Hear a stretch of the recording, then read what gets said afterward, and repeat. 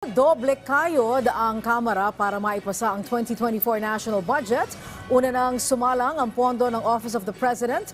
Naungkat dito ang sunod-sunod na biyahe ni Pangulong Marcos. Nasa sentro ng balita si Mela Lesmoras, live.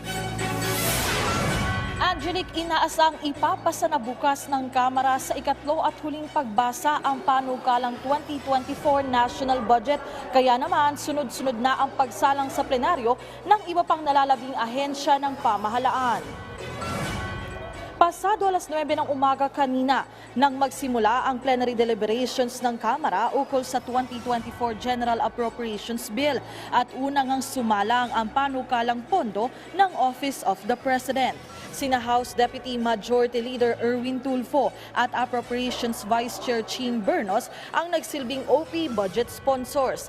Sa talakayan, muling iginiit ng Office of the President sa pamamagitan ng kanilang sponsor na walang paglabag sa ginawang paglalabas ng 221 million pesos na contingent fund sa Office of the Vice President, kung saan bahagi ang 125 million pesos na confidential fund noong 2022. Pagdating naman sa mga biyahe ng Pangulo, dinipensahan ni Congressman Tulfo na ang sunod-sunod na pag-alis ng Presidente nitong mga nakalipas na buwan ay para naman sa pagkakasa ng mga investment at pagpapalakas ng samahan ng Pilipinas sa iba pang bansa.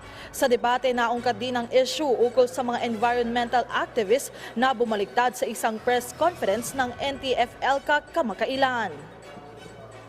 Ang Pangulo po ay seryoso sa mga ganitong bagay at handa pong tignan at silipin itong mga reklamo po na ito para matugunan at maaksyonan sa lalong madaling panahon, Mr. Speaker. As the President wears multiple hats, head of state, head of government, chief diplomat, and commander-in-chief, it is necessary for his office to function smoothly and properly as he exercises oversight on various programs of the government.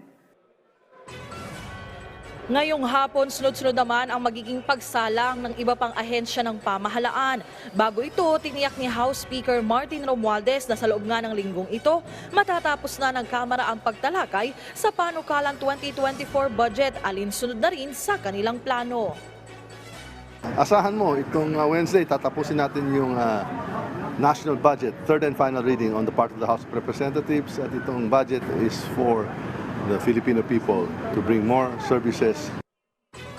Angelic, sa mga puntong ito ay kasalukuyan namang ang plenary debates para nga sa panukalang pondo ng DENR.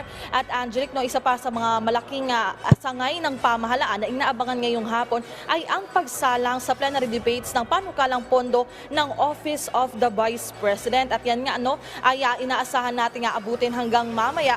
Katuwang din kasama na rin yung iba pang ahensya ng pamahalaan. Angelic? Okay, so Mela, kung bukas dapat third and final reading na, at maipapasa na itong ating panukalang batas na budget, ano ba ibig sabihin niya? Puyatan ba yan mamayang gabi? Ano ang mga tansya na oras na sila'y magtatapos?